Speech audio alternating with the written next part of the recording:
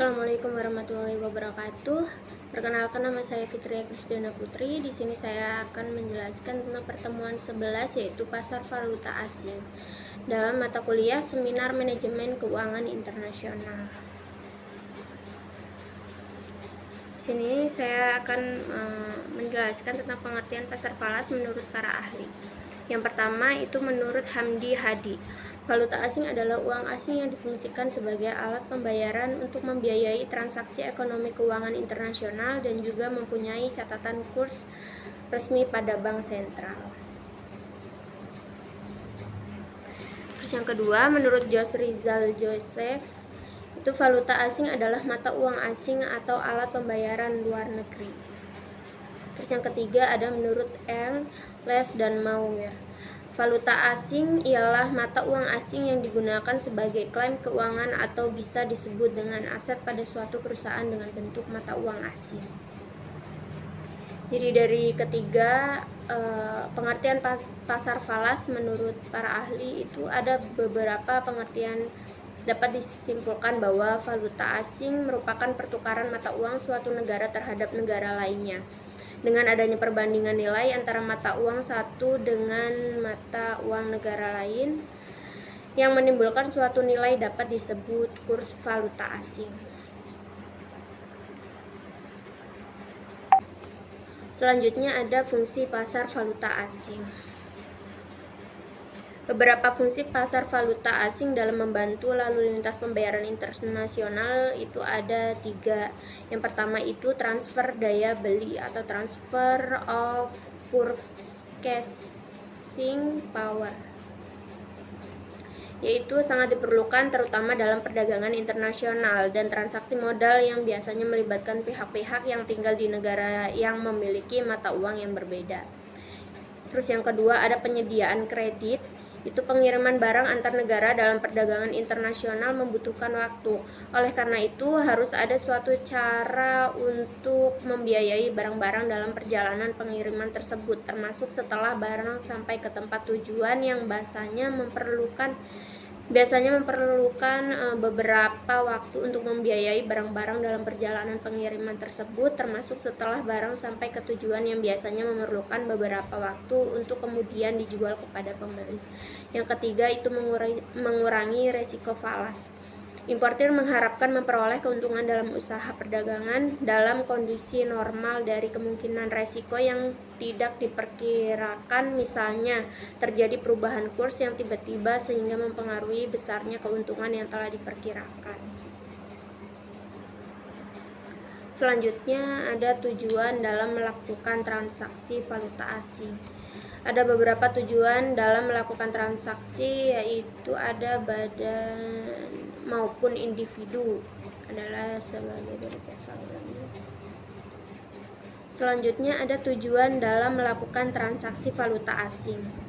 Jadi ada beberapa tujuan dan melakukan transaksi valuta asing, baik yang dilakukan oleh perusahaan atau badan maupun individu sebagai berikut. Yang pertama untuk transaksi pembayaran. Terus yang kedua mempertahankan daya beli. Yang ketiga pengiriman ke luar negeri. Yang keempat mencari keuntungan.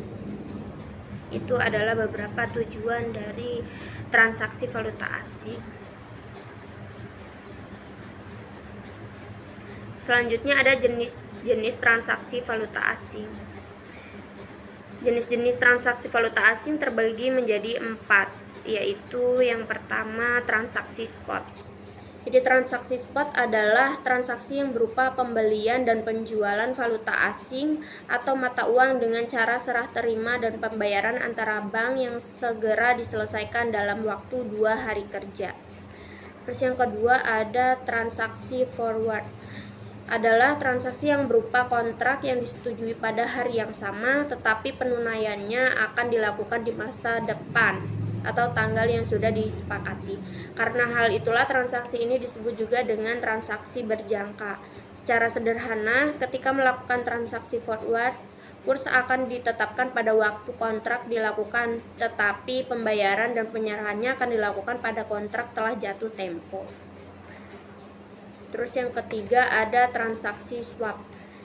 adalah suatu transaksi yang melibatkan kontrak pembelian dan penjualan valuta asing dengan menggunakan harga spot yang sudah dikombinasikan dengan transaksi pembelian dan penjualan valuta asing yang sama dengan harga forward.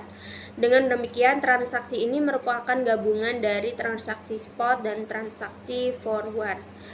Secara singkat, transaksi ini dilakukan oleh pembuat pasar atau dealer dengan membeli suatu mata uang dengan transaksi spot dan pembayarannya dilakukan dengan jumlah yang sama tetapi dengan transaksi forward. Terus yang keempat ada transaksi opsional atau option.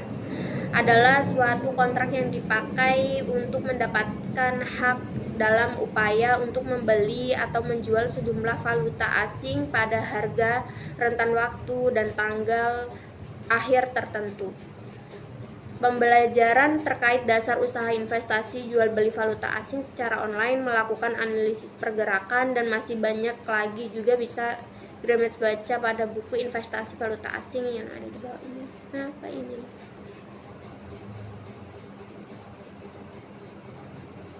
Selanjutnya ada pelaku pasar falas.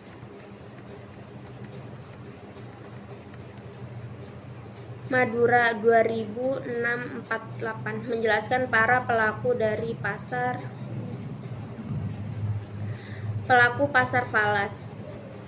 Madura menjelaskan para pelaku dari pasar valuta asing adalah sebagai pasar pelakunya terdiri. Pelaku pasar falas. Madura menjelaskan para pelaku dari pasar valuta asing adalah sebagai pasar yang pelakunya terdiri dari bank-bank, perusahaan-perusahaan, dan masyarakat yang ingin membeli atau menjual mata uang berbagai negara. Pelaku utamanya dalam pasar falas amat beragam, tidak hanya dalam skala operasi, namun juga tujuan dan metode memanfaatkan pasar ini.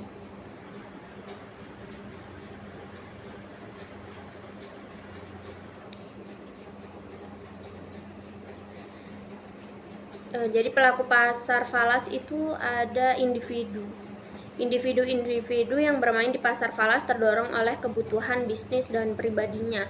Kebutuhan pribadi misalnya pelaku pasar falas.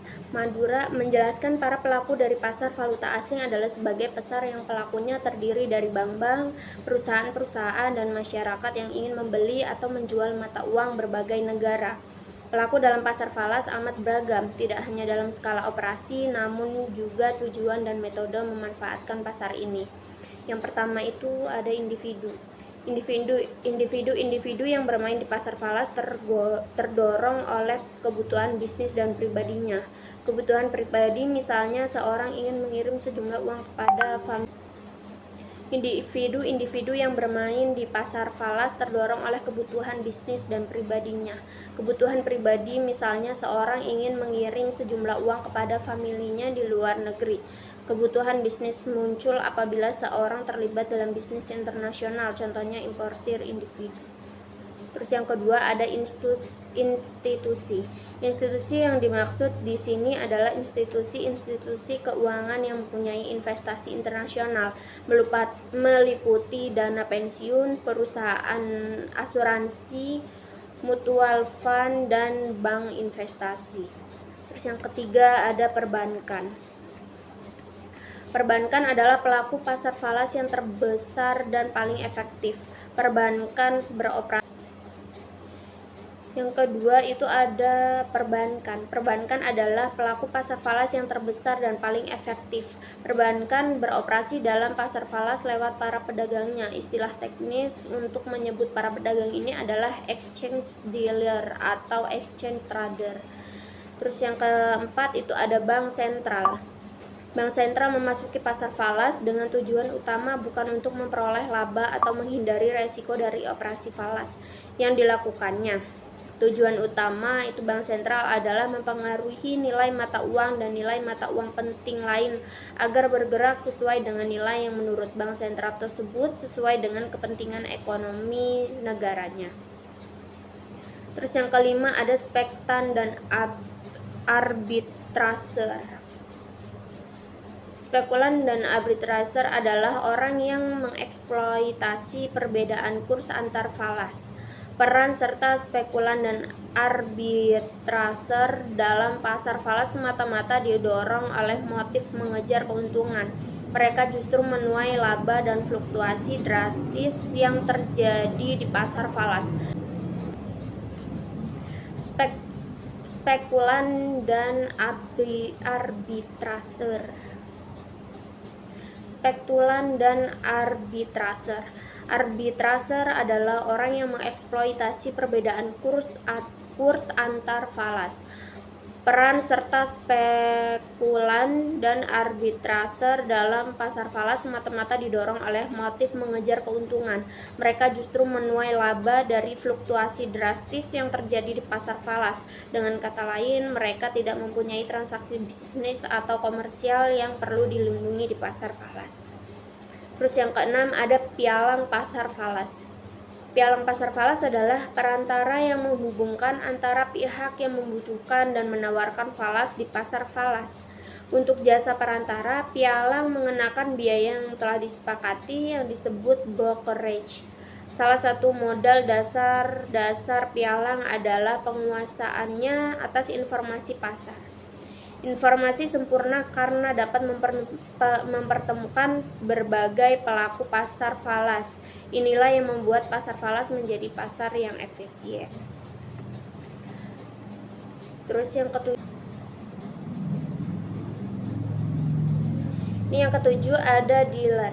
Pada umumnya dealer disebut juga sebagai marker yang berfungsi sebagai pihak yang membuat pasar bergairah di pasar uang. Dealer umumnya mengkhususkan pada mata uang tertentu dan menetapkan tingkat persediaan A, B, C, D, E, F, G.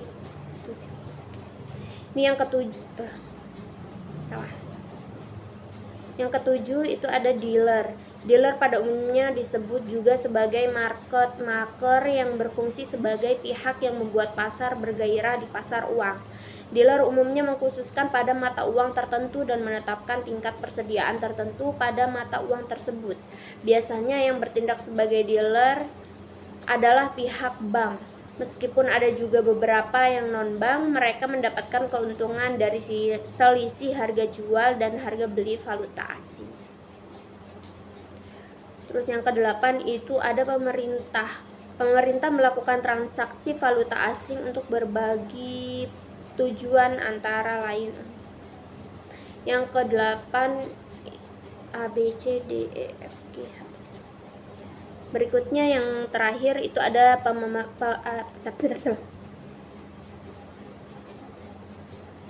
berikutnya ini ada yang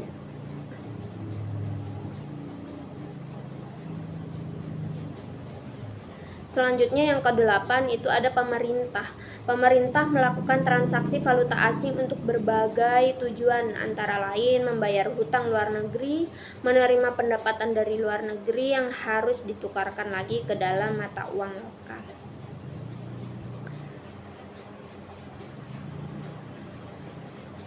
Selanjutnya ada faktor-faktor yang mempengaruhi kurs valuta asing. Karena sifatnya yang selalu mengalami perubahan, ada beberapa faktor penting yang memiliki pengaruh besar terhadap perubahan dalam kurs pertukaran, yaitu yang pertama ada perubahan dalam cita rasa masyarakat. Perubahan ini akan mempengaruhi permintaan. Jika penduduk suatu negara lebih menyukai barang-barang dari negara lain, permintaan atas mata uang negara lain tersebut bertambah. Perubahan seperti itu memiliki kecenderungan untuk menaikkan nilai mata uang negara lain. Terus yang kedua ada perubahan harga dari barang-barang ekspor. Jika barang-barang ekspor mengalami kenaikan tersebut akan mempengaruhi permintaan barang ekspor dan kurs valuta asing, sehingga akan menjatuhkan nilai uang negara yang mengalami kenaikan barang ekspor.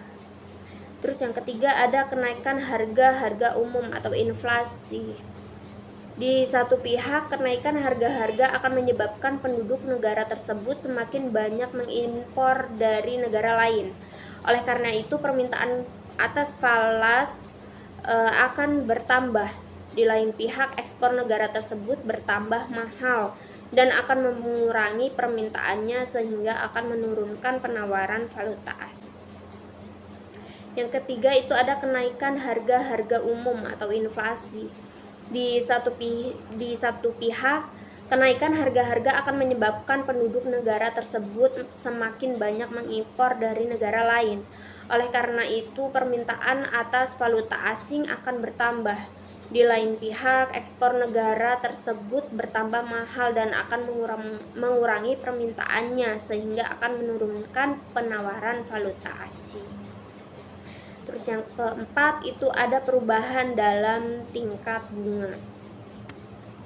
Tingkat pengembalian investasi atau tingkat bunga dan tingkat pengembalian investasi sangat mempengaruhi jumlah serta arah aliran modal jangka panjang dan jangka pendek. Tingkat pendapatan investasi yang lebih menarik akan mendorong pemasukan modal ke negeri tersebut, sehingga penawaran valuta asing yang bertambah akan menaikkan nilai mata uang negara yang menerima modal tersebut. Terus yang terakhir itu ada perkembangan ekonomi. Jika valuta asing dipengaruhi oleh perkembangan ekspor, penawaran valuta asing akan bertambah dan menaikkan nilai mata uang. Sebaliknya, jika dipengaruhi oleh hal-hal di luar ekspor, akan menurunkan nilai mata uang asing.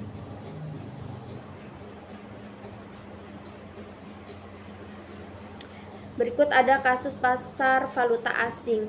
Kegiatan dalam pasar valuta asing tidak selalu berjalan dengan lancar.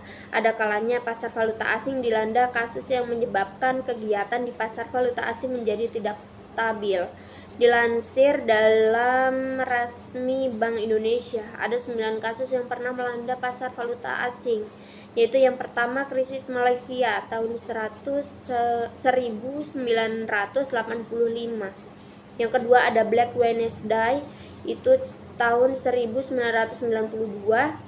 Yang ketiga ada runtuhnya Bank Barings tahun 1995. Yang keempat ada krisis finansial Asia tahun 1997 sampai 1998. Yang kelima ada dot-com krisis tahun 2000. Dan nomor 6 itu ada krisis finansial global tahun 2008. Yang ketujuh ada krisis utang Eurozone tahun 2009 dan nomor 8 ada skandal Libor tahun 2012 dan nomor 9 ada manipulasi NDF Singapura itu tahun 2013. Di sini saya akan menjelaskan salah satu contoh kasus pasar valuta asing, yaitu dari krisis finansial Asia.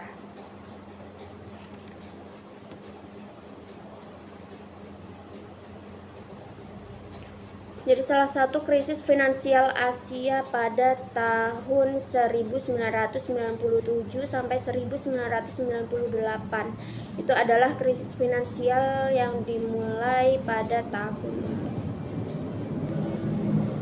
Di sini saya akan menjelaskan tentang krisis finansial. Di sini saya akan menjelaskan salah satu kasus pasar valuta asing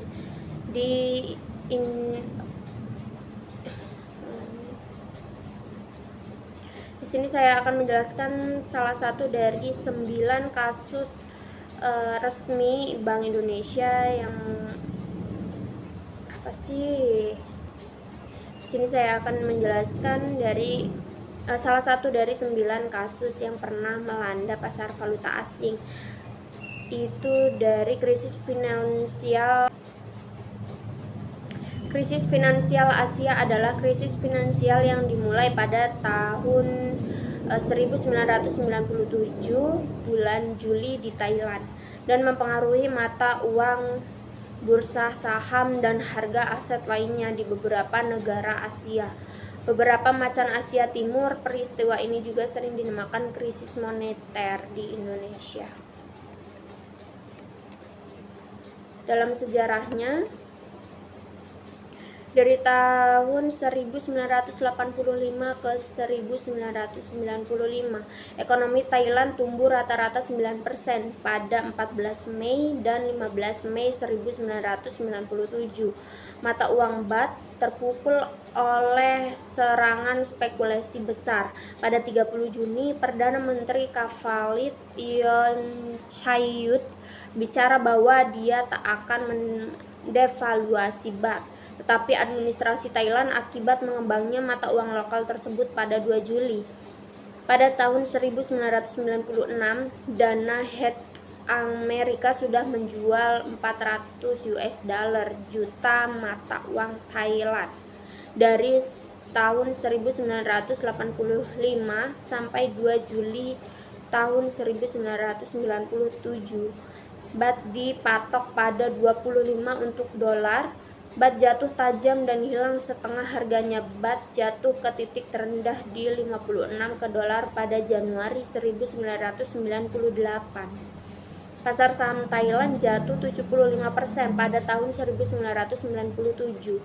Finance One, perusahaan keuangan Thailand terbesar, bangkrut pada 11 Agustus. IMF buka paket penyelamatan dengan semakin dari 16 miliar dolar Amerika Serikat, kira-kira 160 triliun rupiah. Pada 20 Agustus, IMF menyetujui paket bailout sebesar 3,9 miliar dolar Amerika Serikat. Di Filipina, Bank Sentral Filipina menaikkan suku bunga sebesar 1,75 presentasi poin pada Mei dan 2 poin lagi pada 19 Juni. Thailand memulai krisis pada 2 Juli. Pada 3 Juli, Bank Sentral Filipina dipaksa sebagai campur tangan besar-besaran sebagai menjaga peso Filipina, menaikkan suku bunga dari 15% ke 24% dalam satu malam. Selanjutnya ada Hong Kong. Pada Oktober 1997,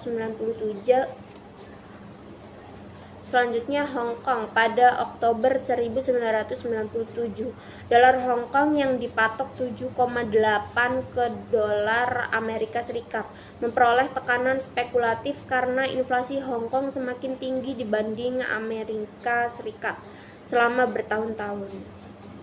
Pejabat keuangan menghabiskan semakin dari US dollar 1 miliar US dollar sebagai mempertahankan mata uang lokal. Walaupun telah tersedianya serangan spekulasi, Hong Kong masih dapat mengatur mata uangnya dipatok ke dolar Amerika Serikat. Pasar saham dijadikan tak stabil selama 20 sampai 23 Oktober. Indeks Hang Seng menyelam 23%. Otoritas moneter Hong Kong berjanji melindungi mata uang. Pada 15 Agustus 1997, suku bunga Hong Kong naik dari 8% ke 23% dalam satu malam. Selanjutnya ada Korea Selatan, adalah ekonomi terbesar ke-11 alam. Dasar makroekonominya bagus, namun Selanjutnya ada Korea Selatan, adalah ekonomi terbesar ke-11 alam. Dasar makroekonominya bagus, namun sektor banknya dibebani pinjaman tak bekerja. Hutang amat sangat menuntun kegagalan besar dan pengambil alihan. Contohnya pada Juli, pembuat mobil ketiga terbesar Korea, Kia Motors, berkeinginan pinjaman darurat.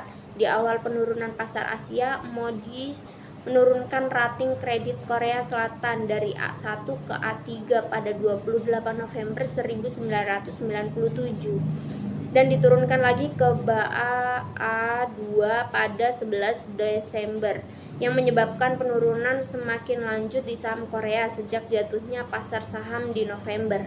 Bursa saham Seoul jatuh 4% pada 7 November 1997, pada 8 November jatuh 7%, penurunan terbesarnya yang pernah tercatat di negara tersebut, dan pada 24 November saham jatuh lagi 7,2% karena ketakutan IMF akan keinginan reform yang berat. Pada tahun 1998, Hyundai Motor mengambil alih Kia Motors.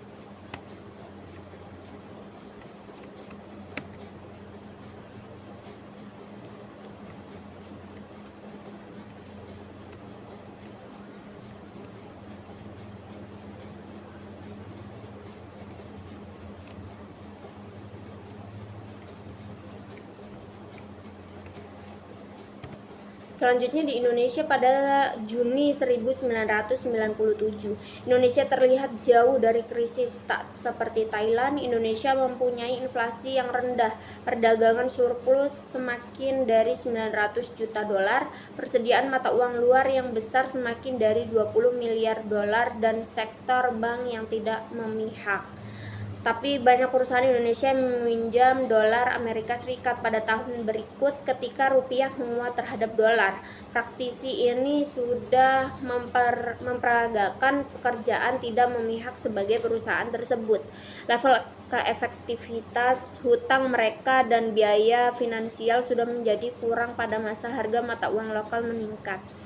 Pada Juli, Thailand mengembangkan baht. Otoritas Moneter Indonesia melebarkan jalur perdagangan dari 8% ke 12%. Rupiah mulai terserang kuat di Agustus. Pada 14 Agustus 1997, pertukaran floating teratur ditukar dengan pertukaran floating bebas.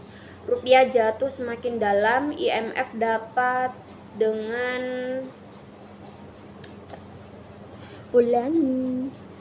Rupiah jatuh semakin dalam. IMF datang dengan paket bantuan 23 miliar dolar. Tapi rupiah jatuh semakin dalam lagi karena ketakutan dari hutang perusahaan. Penjualan rupiah, permintaan dolar yang kuat, rupiah dan bursa saham Jakarta menyentuh titik terendah pada bulan September. Moody's menurunkan hutang jangka panjang Indonesia dijadikan junk bond. Walaupun krisis rupiah dimulai pada Juli dan Agustus, krisis ini menguat pada November ketika efek dari devaluasi di musim panas muncul pada neraca perusahaan. Perusahaan yang meminjam dalam dolar mesti menghadapi biaya yang semakin besar yang disebabkan oleh penurunan rupiah, dan banyak yang bereaksi dengan melakukan pembelian dolar, yaitu menjual rupiah, menurunkan harga rupiah semakin jauh lagi. Inflasi rupiah dan peningkatan besar harga bahan makanan menimbulkan kekacauan di negara ini. Pada Februari 1998, Presiden Soeharto menghentikan Gubernur Bank Indonesia. Tapi ini tak cukup, Soeharto dipaksa mundur pada menengah tahun 1998 dan B.J. Habibie dijadikan presiden. Mulai dari sini krisis moneter Indonesia memuncak.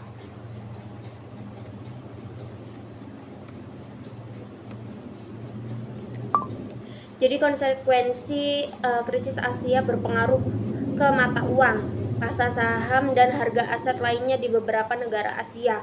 Indonesia, Korea Selatan, Thailand adalah beberapa negara yang berpengaruh besar oleh krisis ini. Krisis ekonomi ini juga menuju kekacauan politik, paling tercatat dengan mundurnya Soeharto di Indonesia dan Kavalit Yongchayut di Thailand. Telah tersedia peningkatan anti-barat dengan George Soros dan IMF khususnya keluar sebagai kambing hitam. Secara kebiasaan istiadat, krisis finansial Asia mengakibatkan kemunduran terhadap ide telah tersedianya berbagai set ASEAN value, yaitu ASEAN Timur mempunyai struktur ekonomi dan politik yang superior dibanding Barat. Krisis Asia yang meningkat presentasi ekonomi RRC. Krisis Asia menyumbangkan ke krisis Rusia dan Brazil pada 1998 karena setelah krisis Asia bank tak berhasrat meminjamkan ke negara berkembang. Krisis ini sudah dianalisa oleh para pandai ekonomi karena perkembangannya, kecepatannya, dinamisness. Krisis ini sudah dianalisa oleh para pandai ekonomi karena perkembangannya, kecepatan, dinamismenya. Krisis ini sudah dianalisa oleh para pandai ekonomi karena perkembangannya, kecepatan, dinamisme.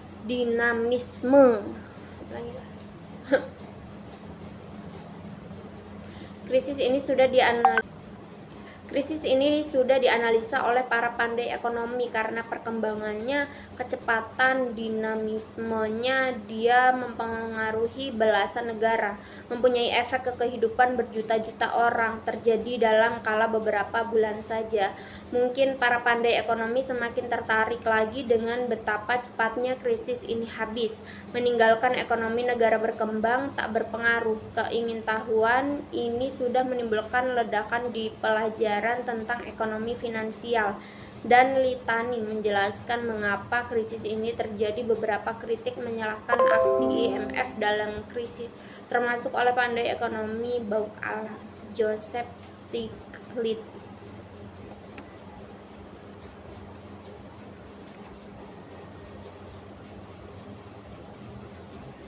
Jadi sekian presentasi dari saya. Mohon maaf apabila ada salah kata atau penyampaian yang kurang jelas. Saya tutup. Terima kasih. Assalamualaikum warahmatullahi wabarakatuh.